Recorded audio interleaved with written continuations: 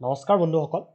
স্বাগতম জনাইছোঁ আপোনালোকক ড্ৰিম ট্ৰেডাৰ্ছ কনচালটেন্সিৰ আন এটা ইউটিউব ভিডিঅ'লৈ, য'ত আমি মাৰ্কেট এনালাইচিছ কৰিম শুকুৰবাৰৰ কাৰণে নিফটি 50 আৰু নিফটি বেংক। চ' নিফটি 50ৰ আজি মোমেণ্টামটো আমি প্ৰথমতে চাই লওঁ। আজিৰ দিনটোত এটা ভাল গেপ আপ মাৰ্কেটে খুলিলে, কিন্তু সেই গেপ আপটো মাৰ্কেটে ছাষ্টেইন নকৰি তলৰ ফালে আমি এটা ভাল মোমেণ্টাম ফাৰ্ষ্ট হাফত দেখিলোঁ আৰু ছেকেণ্ড হাফত আমি এটা ভাল মোমেণ্টাম ওপৰ চাইডে দেখিলোঁ। তো ইয়াতে মই ভাবোঁ কি এনেকুৱা টাইপৰ মাৰ্কেটেই মানে যোনবিলাক অপশ্যন বায়াৰ্ছ থাকে সিহঁতৰ কাৰণে এনেকুৱা টাইপৰ মাৰ্কেটটো ভাল হয়। বিকজ এনেকুৱা টাইপৰ মাৰ্কেটত কি হয়, দুটা চাইডে যেতিয়া মোমেণ্টাম হয় তেতিয়া মাৰ্কেটটো মানে আল্টিমেটলি অপশ্যন বায়াৰ কি হ'ব লাগে কি মাৰ্কেটটো মুভ কৰিব লাগে। তো আল্টিমেটলি মাৰ্কেটটো যেতিয়া মুভ কৰিছে, তো এনেকুৱা টাইপৰ মাৰ্কেটত অপশ্যন বায়াৰ্ছে পইচা ইয়াতে বনাব পাৰে। কিন্তু মই যোনটো আপোনালোকক কৈ আছিলোঁ যে আগৰ কেইদিনত এনেকুৱা টাইপৰ যোনকেইটা মাৰ্কেট মানে হৈছে, এনেকুৱা টাইপৰ মাৰ্কেটত যদি আপোনালোকে লছ কৰা নাই, তেতিয়াহে এনেকুৱা এইটো মাৰ্কেটত আপোনালোকৰ মানে প্ৰফিট ডাঙৰ বনোৱাৰ চান্স থাকে। কিন্তু যদি এনেকুৱা মাৰ্কেটত আপোনালোকে লছ কৰি দিছে ডাঙৰ, তেতিয়া ইয়াতে আপোনালোকে যদি প্ৰফিটো কৰিছে সিমান একো লাভ নহয়, অভাৰঅল আপোনালোকৰ ব্ৰেক ইভেনে থাকি যায় বা লছতো থাকিব পাৰে। তো সেই বস্তুটো বহুতৰ হয়। মই সেইকাৰণে আপোনালোকক কৈছোঁ যে যেতিয়াই মানে দেখা পায় যে চাইডৱেজ টাইপৰ মাৰ্কেট হৈ আছে, সেই চাইডৱেজ মাৰ্কেটত ট্ৰাই কৰিব যে নিজৰ ৰুলছবিলাক ফ'ল' কৰক। ঠিক আছে, ৰুলছবিলাক এনেকুৱা নহয় কি চাইডৱেজ মাৰ্কেটত যিকোনো মাৰ্কেটতে ৰুলছটো সদায় ফ'ল' কৰিব লাগে। তেতিয়া মানে কি হয়, দিনৰ এটা ষ্টপ লছ সদায় থাকিব লাগে। দিনৰ যেতিয়া আপোনালোকৰ এটা ষ্টপ লছ থাকে, তেতিয়া আপোনালোকে ষ্টপ লছটো কম আৰু প্ৰফিটটো বেছি, তেতিয়াহে আপোনালোকৰ সেই ছিষ্টেমটো মতে অভাৰঅল আপোনালোকে প্ৰফিটেবল হোৱাৰ চান্স থাকে। ঠিক আছে, তো আজিৰ দিনটো যেনেকৈ আপোনালোকে চালে যে গেপ আপটো ছাষ্টেইন কৰিব নোৱাৰিলে, ইয়াত য'ত ছাপৰ্ট ল'লে মাৰ্কেটে, সেই ছাপৰ্টটো আছিলে এই জেগাটোত য'ত মাৰ্কেটে লাষ্ট টাইম ইয়ালৈকে আহিছিলে। আপোনালোকে যদি চাই এইটো এই জেগাটোত মাৰ্কেটে আহিছিলে ছাপৰ্ট ল'বলৈ। এই জেগাটো 15 মিনিটছত মাৰ্কেটে 5 মিনিটছত ব্ৰেক কৰিছিলে, বাট 15 মিনিটছত ইয়াতে ব্ৰেক কৰিব নোৱাৰিলে। তো এই জেগাটো যদি আজি ব্ৰেকডাউন কৰি দিলে হয়, তেতিয়া মাৰ্কেট আৰু ফাৰ্ডাৰ মানে ডাউন চাইড আহিলে হয়। কিন্তু ইয়াৰ পৰাই ছাপৰ্ট লৈ পেলাই আকৌ এটা শ্বৰ্ট কভাৰিং মুভ আমাক দেখালে আৰু কল চেলাৰ্ছবিলাক যোনবিলাক আছিলে সিহঁতক অলপমান ইয়াতে ট্ৰেপ কৰিলে। ঠিক আছে, এতিয়া কাইলৈৰ কাৰণে আমি কেনেকৈ প্লেন কৰিম। কাইলৈৰ কাৰণে আমাৰ এইটো লেভেলটো আছে ইম্পৰ্টেণ্ট, তাৰ লগত আমি এইটো চাব লাগিব যে সেই যোনটো অল টাইম হাই নতুনকৈ এটা বনালে আজি, যোনটো এটা অল টাইম হাই ইয়াতে মাৰ্কেটে বনাইছে, ইয়াৰ পৰা এই লেভেলটো আমাৰ কাৰণে এতিয়া ইম্পৰ্টেণ্ট হ'ব। ইয়াত আমি যদি কাইলৈ প্লেন কৰিব লাগে, তেতিয়াহ'লে এই ট্ৰেণ্ড লাইনডাল কাইলৈ বহুত ইম্পৰ্টেণ্ট হ'ব। ঠিক আছে, এই ট্ৰেণ্ড লাইনডাল কাইলৈ আপোনালোকে চাব। 5 মিনিটছত যদি মই দেখাওঁ আপোনালোকক, এই লেভেলটোত অলৰেডি ছাষ্টেইনো কৰিছে। ঠিক আছে, এতিয়া মাৰ্কেটে যদি কাইলৈ যদি ফ্লেট খোলে, অলপ যদি আৰু কনচলিডেশ্যন কৰি পেলাই এইটো যদি ব্ৰেক আউট কৰি দিয়ে, তেনেহ'লে আমাৰ এটা আপছাইডৰ কাৰণে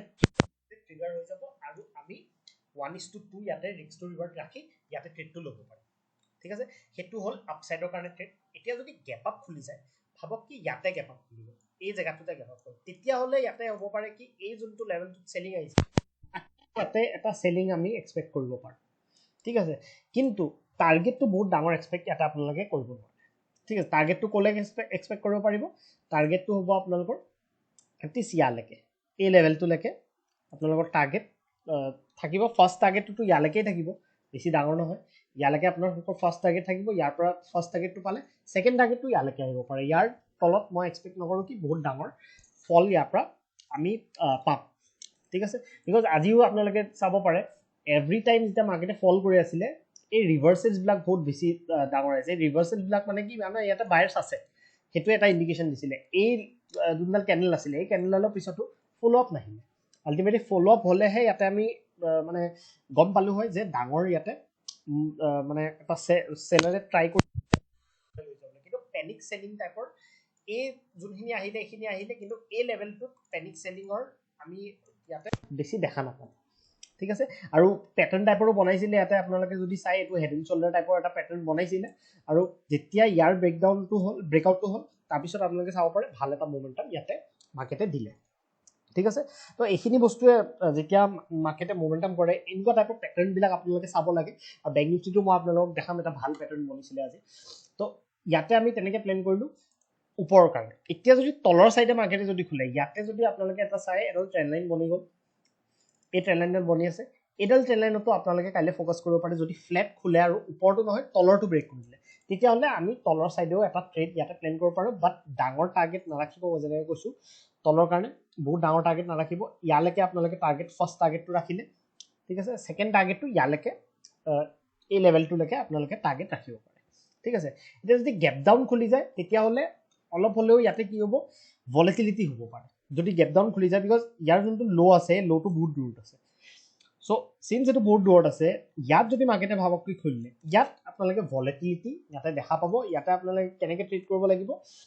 যিকোনো যদি পেটাৰ্ণ ইয়াতে দেখা পায় কিবা এটা পেটাৰ্ণ যেনেকৈ মই হেড এণ্ড শ্বল্ডাৰ ইয়াতে আপোনালোকক দেখাইছোঁ এনেকুৱা টাইপৰ পেটাৰ্ণ যদি কিবা ট্ৰাইংগল পেটাৰ্ণ বা যিকোনো টাইপৰ পেটাৰ্ণ যদি আপোনালোকে ইয়াতে বনা দেখা পায় তেতিয়া আপোনালোকে আপছাইড বা ডাউন ছাইড সেইটো হিচাপত ট্ৰেড কৰিব লাগিব ঠিক আছে তো আমি এতিয়া নিফটি বেংকত আহোঁ নিফটি বেংকত আজি এটা ভাল ছেটআপ বনিছিলে এইটো সেকেন্ড হাফৰ টাইমৰ ফালে হৈছিলে ইয়াতে যদি আপোনালোকে চাই এটা ট্ৰাইংগল পেটাৰ্ণ টাইপৰ এটা পেটাৰ্ণ ইয়াতে বনিছিলে আজি এই পেটাৰ্ণটো ভাল পিছত মোমেন্টাম দিলে অলমোষ্ট আপোনালোকে যদি চাই ইয়াৰ পৰা অলমোষ্ট 250 পইণ্টছে মোমেন্টাম ইয়াৰ পৰা দিছে মাৰ্কেটে তো এইটো এনেকুৱা টাইপৰ পেটাৰ্ণবিলাক আপোনালোকে মানে নিফটি বেংকতে হওক নিফটি 50তে হওক এনেকুৱা টাইপৰ পেটাৰ্ণবিলাকত ট্ৰেড কৰিলে আপোনালোকৰ প্ৰবেবিলিটিবিলাক বেছি থাকে ৰেডাৰ দেন কি আপোনালোকে ভাবিলে কি ইয়াতে মানে এজাম্পশ্যন কৰি পেলাই ট্ৰেড কৰাতকৈ এনেকুৱা টাইপৰ ছেটআপ যেতিয়া বনে তেতিয়া ট্ৰেড কৰিলে আপোনালোকৰ বেছি কনফাৰ্মেশ্যন থাকে ঠিক আছে এতিয়া আমি কেনেকৈ এটা প্লেন কৰিম বেংক নিফটি যিহেতু আমি জানো কি অল টাইম হাউচত নাই ই অলপ মানে তলতে আছে এতিয়াও এই লেভেলটোত যোনটো এটা ৰেজিষ্টেঞ্চ আছিলে প্ৰথমতে যদি আপোনালোকে ওৱান ডেত চাই এই ৰেজিষ্টেঞ্চলৈকে মাৰ্কেটে আহি গৈছে ঠিক আছে নেক্সট ৰেজিষ্টেঞ্চটো আছে ইয়াত এইটো হয় নেক্সট ৰেজিষ্টেঞ্চ ওচৰতে আছে বহুত বেছি দূৰতো নহয় কিন্তু এই ৰেজিষ্টেঞ্চত এতিয়া মাৰ্কেটে কি কৰিব সেইটো বস্তু আমি চাব লাগিব ঠিক আছে এতিয়া চাওক তলৰ ফালে যদি আমি ট্ৰেড প্লেন কৰিব লাগে তেতিয়াহ'লে আমাৰ চিম্পল এটা ট্ৰেড প্লেন কৰিব পাৰোঁ এই যোনডাল ট্ৰেণ্ড লাইন আছে কাইলৈ যদি মাৰ্কেটে ফ্লেট খুলি পেলাই এই লেভেলটো যদি ট্ৰেণ্ড লাইনডাল ব্ৰেক ডাউন কৰি দিয়ে তেনেহ'লে আমি টাৰ্গেট ইয়াতে ভাল পাব পাৰোঁ 40,000 ৰাউণ্ড লেভেল আছে ৰাউণ্ড লেভেলৰ পৰা আপোনালোকে চাব পাৰে টাৰ্গেটটো এটলিষ্ট ইয়ালৈকে ফাৰ্ষ্ট টাৰ্গেট ৰাখিব পাৰে ছেকেণ্ড টাৰ্গেটটো ডে ল' যোনটো আজিৰ সেই ডে ল'লৈকে আপোনালোকে টাৰ্গেট ৰাখিব পাৰে ঠিক আছে তো দুটা টাৰ্গেট ইয়াতে মই দিছোঁ যদি এই ট্ৰেণ্ড লাইনডাল ব্ৰেক কৰে এতিয়া যদি ফ্লেট যদি মাৰ্কেট যদি ফ্লেট খুলি পেলাই ট্ৰেণ্ড লাইনডালতে ছাপৰ্ট লৈ পেলাই গৈ পেলাই এই লেভেলটো যদি ব্ৰেকআউট কৰি দিয়ে তেতিয়াহ'লে আমি আপছাইডৰো এটা ভাল মুভ পাব পাৰোঁ যোনটো হৈছে আপছাইডৰ ক'লৈকে মুভ পাব পাৰিম 48,320 ঠিক আছে তাৰলৈকে টাৰ্গেট পালোঁ ছেকেণ্ড টাৰ্গেট যদি আমি চাওঁ তাৰ ওপৰত যদি আমি টাৰ্গেট চাব লাগে তেনেহ'লে আমি ইয়াতে চাব লাগিব অল টাইম হাইটো হৈছে 48,656 তো এইটো লেভেল আপোনালোকে এই দুটা লেভেল ফ'কাছ কৰিব পাৰে কাইলৈ হ'ব পাৰে মাৰ্কেটে যদি আৰু অলপ কনচলিডেশ্যন দেখাই দিয়ে ইয়াতে তেতিয়াহ'লে এই লেভেলটো আৰু এই লেভেলটো হ'ব পাৰে কি কামিং ডেজত কাইলৈ নহ'লেও কামিং ডেজত আমি দেখিব পাৰোঁ যে এই লেভেল কেইটা ব্ৰেকআউট কৰি দিব পাৰে ঠিক আছে তো তেনেকৈ আমি কাইলৈ প্লেন কৰিম আৰু যদি গেপ আপ খুলি যায় তেতিয়াহ'লে এই লেভেলটোত কনচলিডেশ্যন কৰিব দিব তাৰপিছত এই লেভেলটো যদি ব্ৰেক আউট কৰে তেতিয়া আমি ইয়াতে আপছাইডৰ কাৰণে প্লেন কৰিম ঠিক আছে তো এনেকৈ আমি নিফটি 50 আৰু নিফটি বেংকটো প্লেন কৰিম RBI পলিচি যোনটো আছিলে মই প্ৰিভিয়াছ ভিডিঅ'ত কৈছিলোঁ যে RBI পলিচিটো ৱেডনেছডে বুলি বাট সেইটো মই ভুলকৈ কোৱা হৈছিলে RBI পলিচিটো একচুৱেলি আছে শুকুৰবাৰে কাইলৈ আছে RBI পলিচিটো তো কাইলৈ ভলেটিলিটি আৰু এক্সপেক্ট কৰিব পাৰে চাই চিটি ট্ৰেড কৰিব ফাৰ্ষ্ট হাফটো অলপ যদি চাই চিটি ট্ৰেড কৰে তেতিয়া ভাল হ'ব বিকজ ফাৰ্ষ্ট হাফতে যদি আপোনালোকে